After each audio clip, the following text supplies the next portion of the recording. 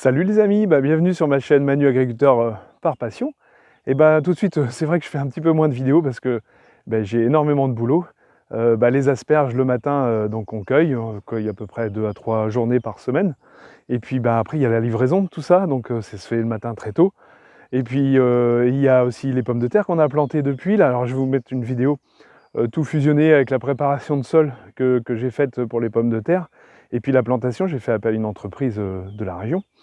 Et puis là, je suis de retour ce matin, donc ça fait, je crois, ça fait 9 jours que le lin est semé, la dernière que j'avais faite là. Et puis donc je me retrouve dans mon champ de lin, et puis là, je suis super content parce que tout est très bien levé. Donc là, vous voyez, le lin est sorti, et il y en a encore à sortir, hein, parce que j'ai semé à 2200 grains au mètre carré, et puis du coup là, vous voyez, tout est à peu près bien levé. Il doit en rester, je pense, si on gratouille, vous voyez, il y en a toujours comme ici qui sont encore cachés, donc qui vont sortir. Donc je pense qu'on va se rapprocher du 100% levé, quoi. Ça, c'est plutôt bien. Donc là, ce soir, il va falloir que j'amène un oligo-élément, le zinc, parce qu'en fait, nos graines sont pelliculées zinc déjà quand on la sème, mais il faut toujours refaire un apport, c'est ce qu'on fait, parce que, en fait, c'est que, on va dire, dans 90% des cas, il manque rarement du zinc, mais alors si jamais il manque du zinc, là, du coup, vous n'avez pas du tout de récolte. Donc c'est vraiment une culture qui est très très sensible à cet oligo-là, quoi. Donc là, ce soir, je vais remettre ça, on met ça à peu près à 3 kg, 3 litres hectare. Et puis là, ça suffit amplement, quoi, ça suffit amplement pour l'année. Dans ma parcelle de lin toujours, et en fait, le gros risque tout de suite, donc à part le manque de zinc, mais bon, c'est quand même relativement rare. Par contre, ce qui est très très présent et souvent présent, et on a du mal quand même à s'expliquer pourquoi telle ou telle parcelle est attaquée, c'est avec les altises. Les altises, ça ressemble à une petite puce en fait, qui saute. Elle est facile à reconnaître parce que dès que vous approchez le doigt, elle fait un bond de peut-être 100 fois sa grosseur. Donc ça c'est facile à reconnaître, et par contre ça peut ravager aussi bien dans le colza. Je sais que dans les régions où il y a beaucoup de colza de fée, ou de tournesol, vous avez aussi des problèmes d'altise. Et ça, le lin, nous, il y a des parcelles qui disparaissent à cause de cette petite bestiole. Et puis, il n'y a quasiment plus d'insecticides vraiment autorisés, homologués chez nous. Donc, ce qu'on a remarqué quand même, c'est que plus on se met tôt, plus il y avait des attaques. Après, là, nous, quand on a semé l'autre jour, vous aviez vu, on était à 22, 23 degrés. Là, ce matin, nous, il faisait 5 degrés. Hein. Donc, c'est vraiment, pour pas qu'il y ait d'attaque, ou le moins possible, il faut vraiment que ça soit une plante qui parte vite, quoi, on va dire. Que si elle végète pendant 15 jours en terre, alors là, vous êtes tranquille. Souvent, vous n'avez plus grand-chose. On va aussi charger des camions de blé. Enfin, vous voyez, c'est pas ce qui manque. On va redésherber toujours les asperges qui nous prennent quand même pas mal de temps. Alors là, je vais vous mettre ça en vidéo parce que je vais découvrir comme vous la machine. J'ai acheté un brûleur à gaz, étant donné qu'on est en bio, pour essayer de détruire toutes les chardons, tout ça, parce que on est envahi de chardons cette année. Je pense que c'est suite à l'année dernière où je ne sais pas si vous vous rappelez, ou je ne sais pas s'il y avait ça dans votre région, mais on avait énormément de chardons. Alors là, cette année, là, je pense que je fais une pépinière.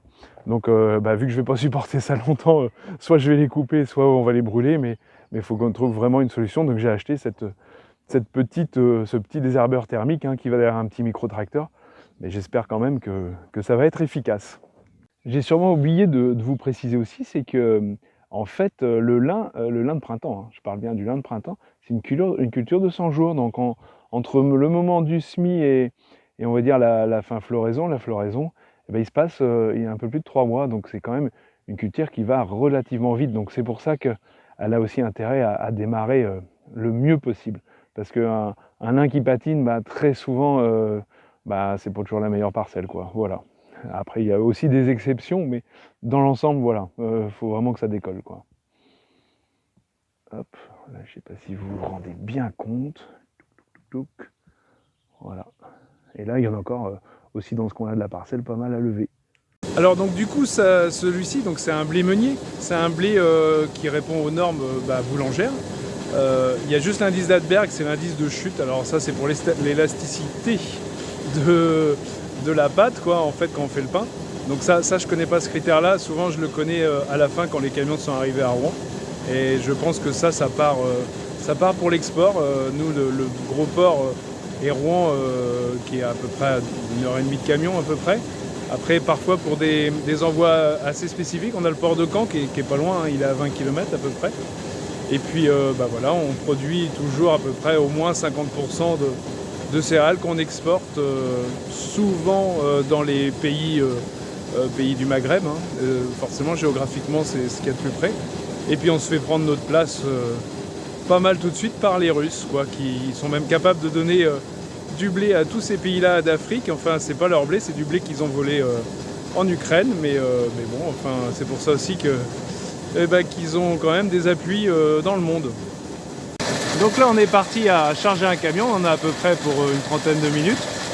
Donc là, pour l'instant, c'est facile parce que forcément, le grain descend par gravité dans le centre, mais après, on met une vis racleuse dedans. Enfin, elle est déjà dedans, je vous avais fait déjà voir ça en vidéo. Et du coup, après, voilà, faut frotter, pelleter un peu sur les côtés, tout ça, quoi. Et puis là, pour l'instant, le blé qu'on sort, il est super bien. Il a 15 d'humidité, 12 de protéines et presque 80 de PS. Donc cette année, dans notre région, ils sont assez rares, ceux-là.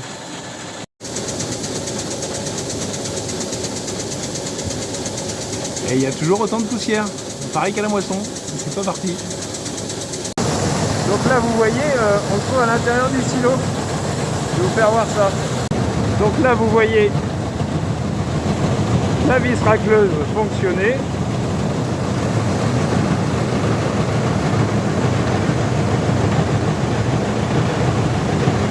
Et j'en profite pour vous faire un petit tour de plaine pour vous faire voir un peu mon orge de printemps là qui a été semé. Vous vous rappelez les conditions après avoir été drainé la parcelle là. Et on peut voir quelque chose d'intéressant. Je vous mets ça tout de suite en image. Là, je sais pas si vous voyez, mais on voit une bande plus vert foncé, quoi. Et en fait, là, c'est le passage du drain. Et en fait, ce qui manque à cette parcelle-là, et ça, je l'avais remarqué quand on avait fait les tranchées, c'est qu'elle est hyper compactée. Et en fait, elle manque d'oxygène.